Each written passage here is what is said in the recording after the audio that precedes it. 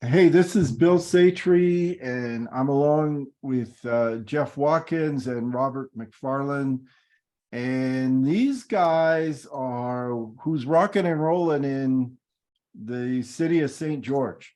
If you want to know who the early adapters to the new environment in 2023, these guys have a handle on it. And why I say they have a handle on the new market is there's agents that will sell and you got to ask all the questions. But these two guys are movers and shakers in the market. Jeff, why don't you tell us a little bit about yourself quickly for those who don't know and introduce Robert? Sure. So I'm a full-time real estate agent down here in St. George. Been here for some time now. Recently partnered up with Robert and another guy named Brandon, and we take a holistic approach to how real estate fits into your entire financial portfolio. We study every day what the market's doing. We're full-time agents, and we're not just out there to help you buy and sell a house. We're out there to help you build wealth and long-term strategies that will insulate your real estate purchases and among some other vehicles. Rob and I have been business partners for a little bit now, but we've been co-workers and friends for a couple years, and I'm glad to partner with him, and we have a lot of fun doing it. Great. Yeah. Robert, tell us about yourself. Hey, thanks guys for having me on, Bill. I appreciate you guys letting me jump into this conversation. I'm Robert McFarland. I moved to St. George about 7 years ago. I've been selling real estate since I moved here. It's an interesting business, real estate. And when Jeff and I partnered up with Brandon, we looked at the perspective of what does a real estate agent do, and the perception is one thing, but reality is a completely different thing. And so, as far as what is it that I'm doing on a day-to-day basis, it's a functional job that requires all of the analysis of any other big industry.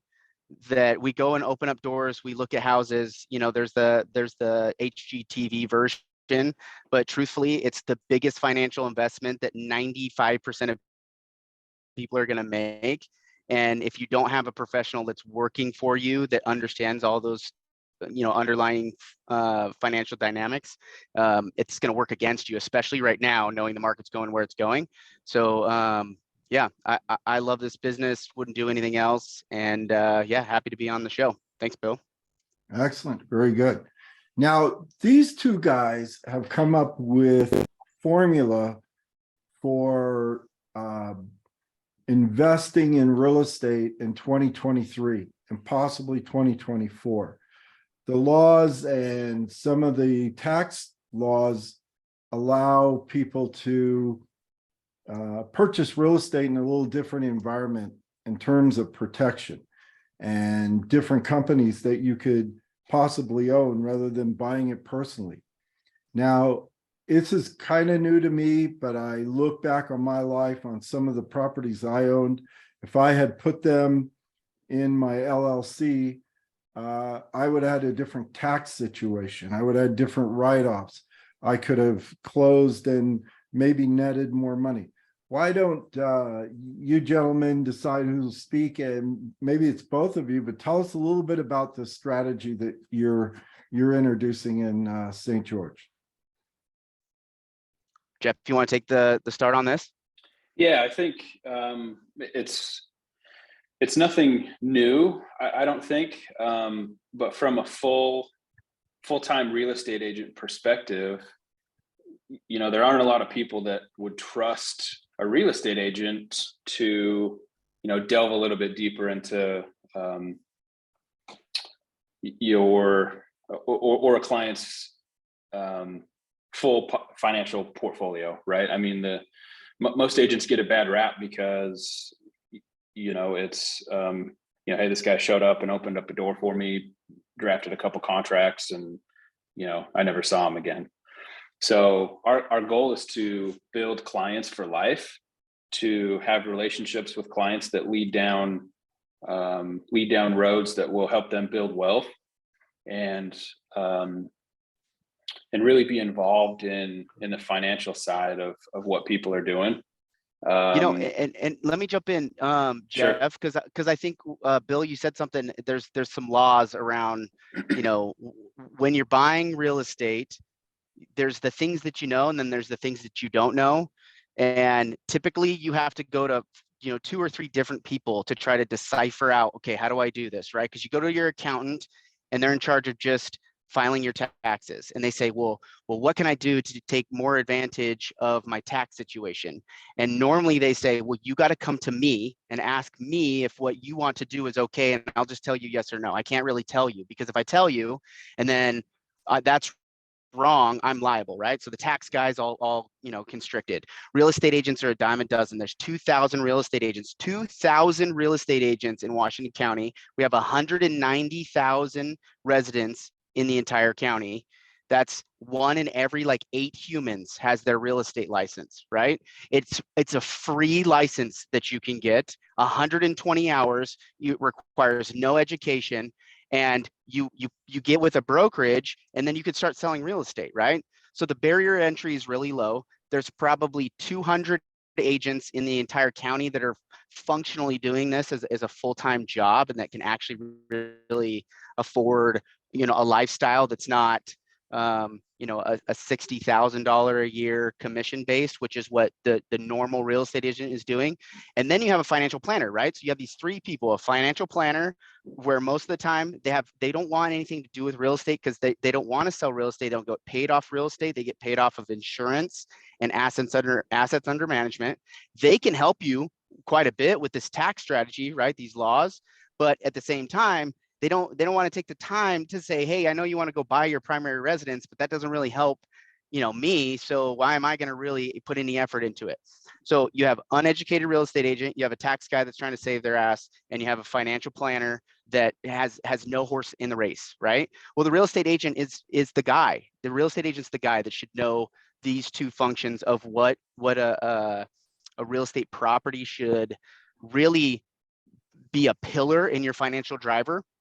So back to the, you know, there's nothing proprietary. We didn't build any rules, but we built a simple Excel model that says, hey, we're going to rate this property based off of certain functions, right? What am I going to get as far as a loan?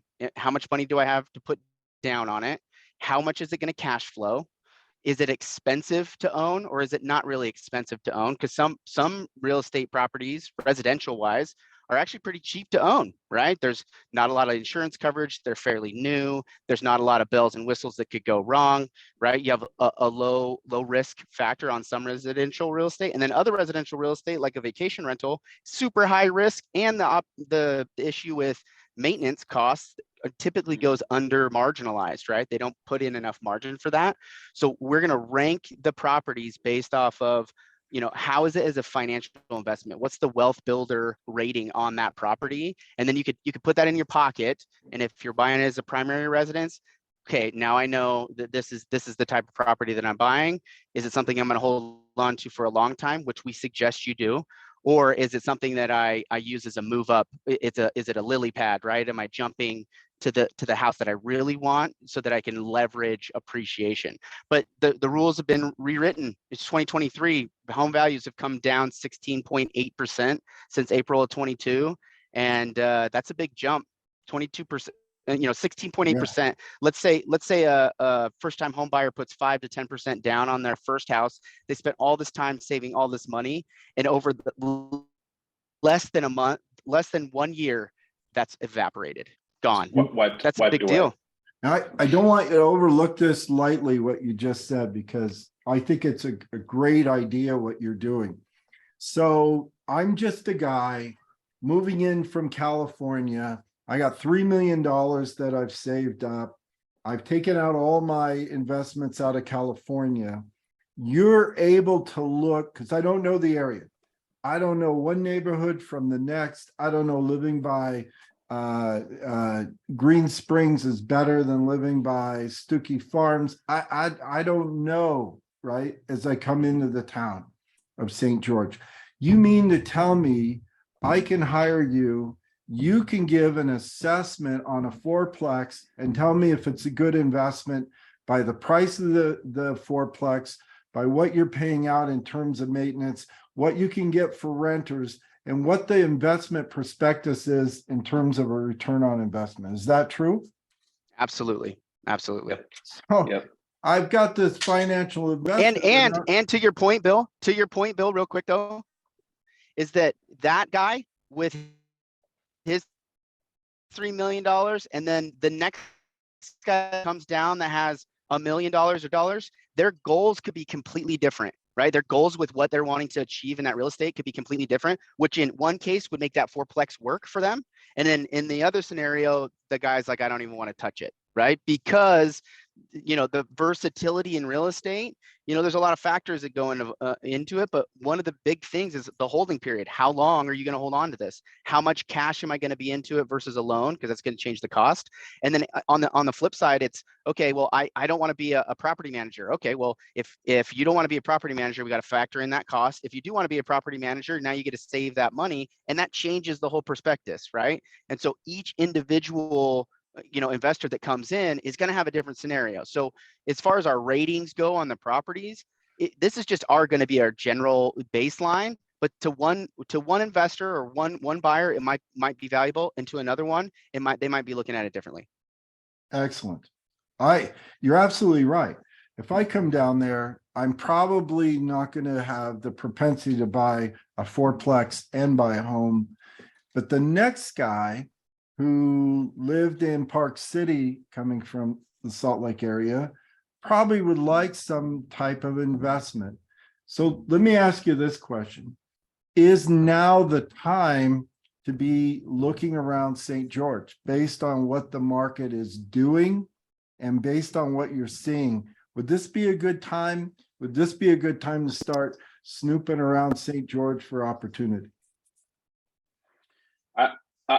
I would say yes, and no. It depends on what your goals are. It depends on how much money you have. It depends on what type of investment you're looking at. It depends on, you know, if you know, buyer from Park City is, you know, selling their primary residence in Park City and cashing out a bunch of money and is going to use that cash to buy down here, and they're moving down here, from where the market was compared to where it is now is completely different.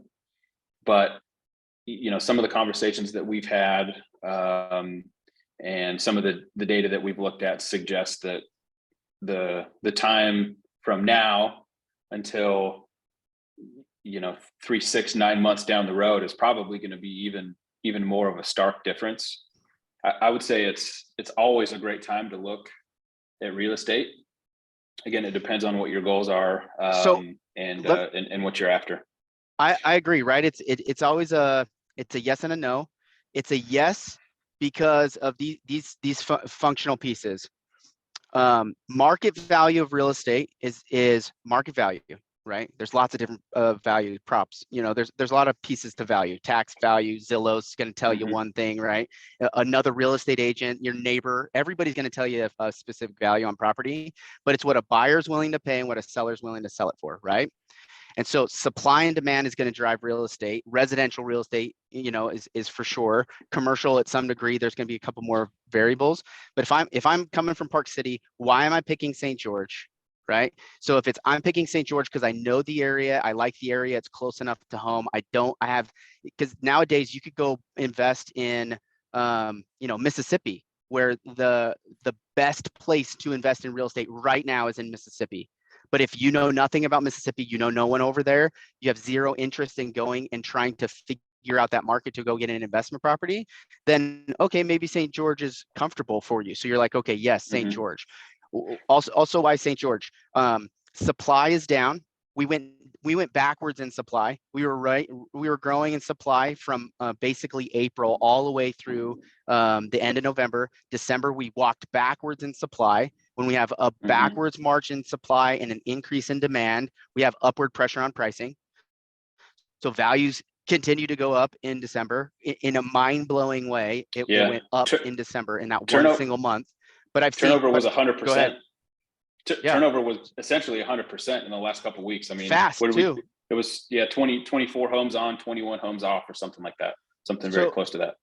So over the last few weeks, we've had a steady growing inventory again. In January, February, we'll see. I think we'll see a big spike in supply, right? So the yes is supply is going to stay down and rent values are going up and staying up because we don't build enough properties. The number of properties in Washington County does not match the demand. And therefore, and that's why we had such a crazy increase in pricing over the last 3 years. But additionally, so we don't build enough high density, we don't have enough dwellings, and we've continually not built enough dwellings, mainly because of our city government's totally different podcast. But so if I'm looking at it from a long-term perspective, St. George is awesome. It's going to probably retract over the next year to 24 months. This is just like my own kind of rough analysis, but inflation, nominal values are probably going to stay flatlined, and over time, right, a 10-year holding period, St. George is still going to look, wow, like I wish I would have bought in 2023, because 10 years from now, there might be a complete stop on building, right? We have lots of restrictions. Only 11% of the county is privately owned, so we have we just have a limited supply of land. We're a literal island in the desert. We're secluded. Water's a big issue. Water is an issue, and I try not to bring up water as being a huge issue because it's so inflammatory. But interestingly enough, we're just limited on the places that we can build. So supply is always going to be a challenge, which means demand is always going to be there because it's one of the most beautiful places on the planet. So if I'm an investor, that's a yes. Why is it a no? If I'm a short-term hold, if I'm thinking about buying something for the next 1 to 2 years, if I'm looking vacation rental, no. Probably not going to work. Yeah. No. Yep. I want to comment on a few of these points. St. George is sooner or later going to become a key destination for investors and people to retire. And the reason why is, let me give you an example. I study the Las Vegas market. Las Vegas is in a disastrous market right now, and I'm using loose terms that I can't back up other than what I'm watching on TikTok and some YouTube videos. But last time there was like 11 or 12,000 houses listed or properties listed, and there's no bottom. So you could go buy in Las Vegas today and think you got a deal because it was $100,000 off, and you can't find a renter. You can't find a renter if you gave it away at half the rate because people are leaving or there's just too many properties on the market. So getting a deal doesn't mean you got a deal. If you bought something in Las Vegas and the market is designed to slip even further, and it's really tourism is their number one resource, and if people can't fly or COVID did a number on them for a couple of years, it's just not a stable investment. Phoenix is going through the same thing, not a stable investment. You got too many houses bought by certain companies that are public, and now they're dumping those houses back on the market. How would you like to be that neighbor? So St. George is insulated a bit from those type of products or situations that enter the market, that St. George may not go on a steep level anymore like this for now, but it's like this, and you can buy something and there's a good chance that you're going to get water, sewer, electricity. Electricity is some of the cheapest in the United States. You can do all kinds of things in terms of having a 4-car garage and ATVs. And seriously, you don't have the restrictions like these major cities and metropolitan areas. You don't have the crime. You don't have the situations where you're going out and you fear for your life. There's probably not as much road rage going on in St. George with senior citizens. Just don't on I-15. Don't drive a Tesla with the California plate, or there's gonna be some words flung out the side of the door. I think that's the only thing. They'll throw a water bottle at you, but they're not gonna. Yeah, right. My point is, you got to look at everything that allows you to sense, is this a good lifestyle as well as an investment? And would I live here? And if I'm going to live here, Why not drag my investments with me? Why not sell out the properties I have in California while I still can? And by the way, and this is just, it's just stupid. It just hit me today from Caltrans, is Caltrans is offering up to $10,000 for anybody who hits a chuck hole on their roads and creates damage to their cars. California can't figure out different ways quick enough to spend money on things that are non-entitled. So I can go take my car that has a front end alignment problem, go to I-15 and run over something and give Caltrans the bill. They publicize this. You got to get out of the insanity of where you're living. Find a place that has some kind of a normal process going on around you and invest in it. So I think St. George is a good time, even though the inventory might be down. These two guys knock on doors. They go find people. They're down looking through the weeds to find the right type of investments. And a lot of times they may not come up with something, but that's the guys you need to work with, is somebody while you're sleeping back in Park City, you got somebody in St. George that's texting you at 2:00 in the morning saying, hey, here's a good fourplex that came up before it hits the market.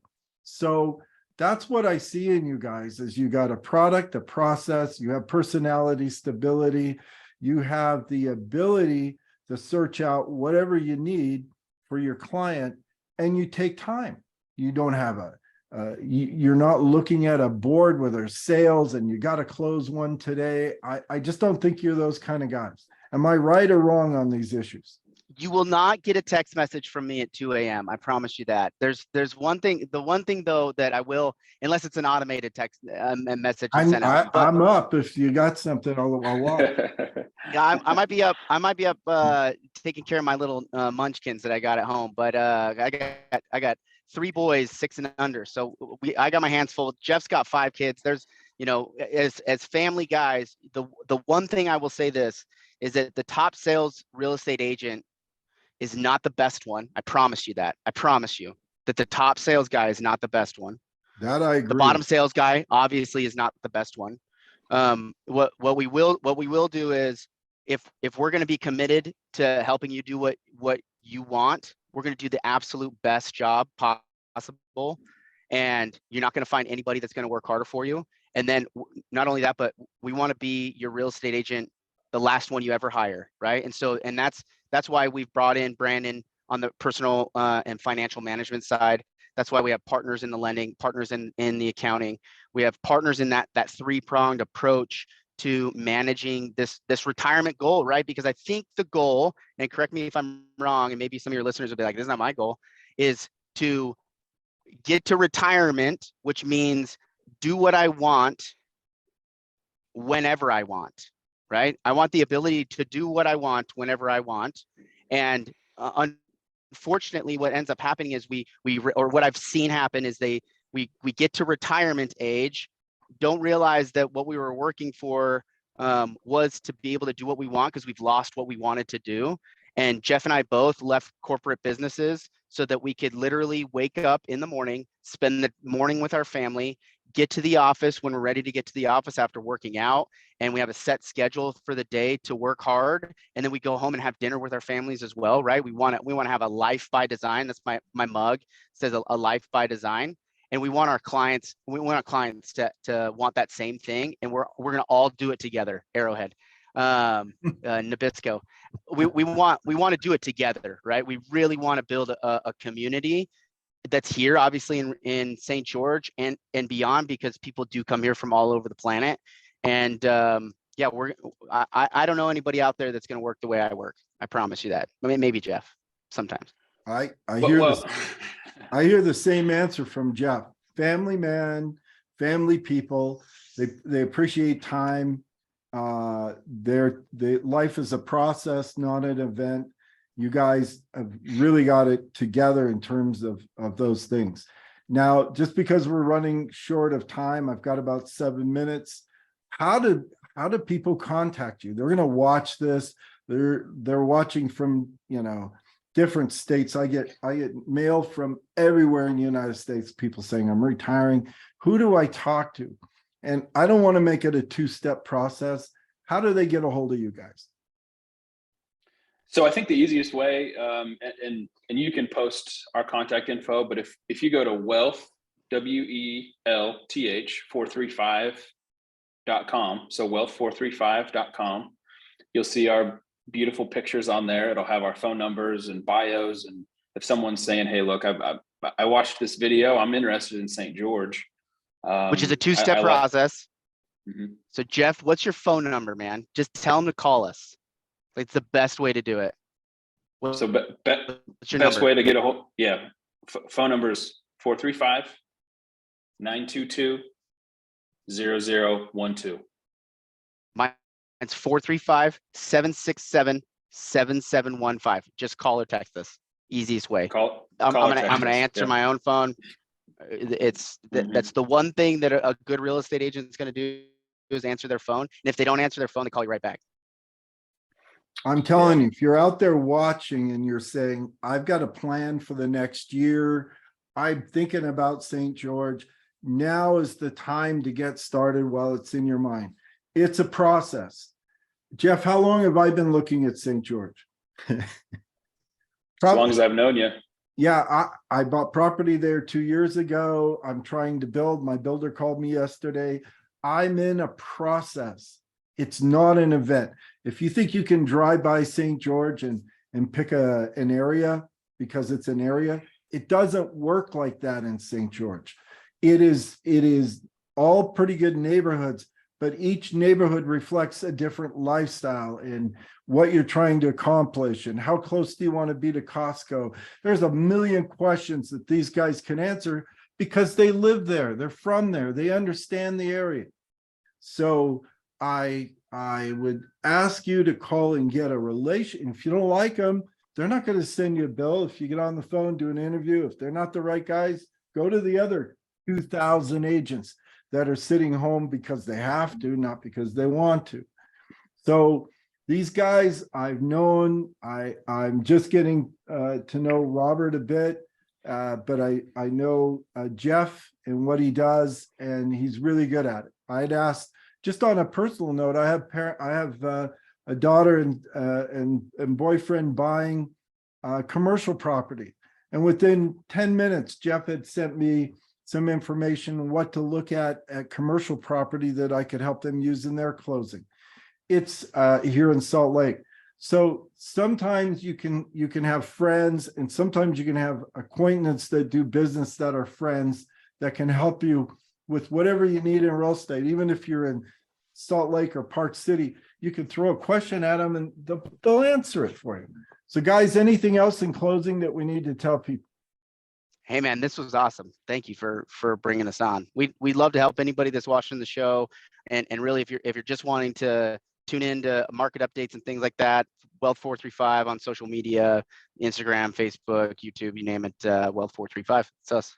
And just on a personal note, why are you driving a Ford? Come on. Just tell me. Well, I mean, we were doing so good up to the fact that I'm looking at How that could you brown tell? interior. The How brown could you? interior. Oh, it's this right here. Nasty. It's a give it King's away. Ranch or something. I just, you had a chance to buy a GMC and you failed. What happened? I know. I don't know. Yeah, I like it. It's so much fun. Is it the diesel? It's actually the power boost. It's the hybrid, and That's so it's four the- cylinder? it's a 6-cylinder, Ah, 6-cylinder with you a have a twin six-cylinder. turbo. oh yeah. Jeff, is it fast? You can pull 12,000 pounds. I've heard this. It's an incredible motor.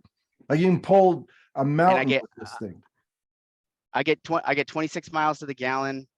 I like to sit in it. Like I like to work from my truck. So I got a big old screen. It's I honestly I do love the truck. I'll I send you should probably sell it. I'll send you a Tesla thing you can put on the back. I will. You send No, it. I'll put it on. I'll put it on. I'm I'll take just a picture. kidding. I'm just having a lot of fun. Sometime we'll talk about vehicles. That's actually a Love it. nice motor. It pulls an 9,000 pound trailer with ease. I'm Yep. just having fun with you. It's it's actually, good. I admire your truck. It's very nice. Thank you, sir. Gentlemen, thank you. I'll post this and people have questions, they'll call you. These are two guys you need to talk to in St. George. Thank you, everybody. Have a great day. Thanks, Bill.